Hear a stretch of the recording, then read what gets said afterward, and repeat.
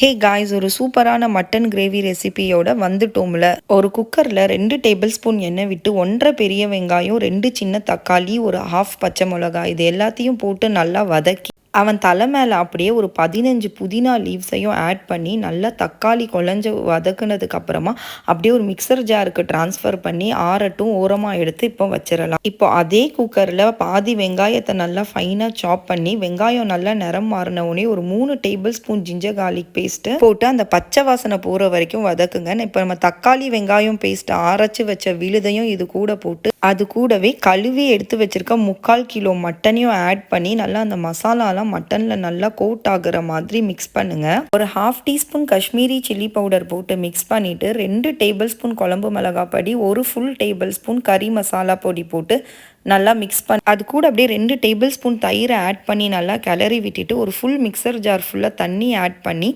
ஒரு மிக்ஸு கொடுத்து இதை நல்லா கொதி வரதுக்காக வெயிட் பண்ணுங்கள். ஒன்ஸ் நல்லா கொதி வந்ததுக்கப்புறமா எந்த கன்சிஸ்டன்சிக்கு தண்ணி தேவையோ, குழம்பு மாதிரி தேவைன்னா இன்னும் ஒரு ஃபுல் கிளாஸ் தண்ணி ஆட் பண்ணி இந்த டிஷ்ஷுக்கான உப்பு போட்டு கொத்தமல்லியும் போட்டு லிட் போட்டு மூடி ஒரு 5 விசிலுக்கு வச்சாச்சு.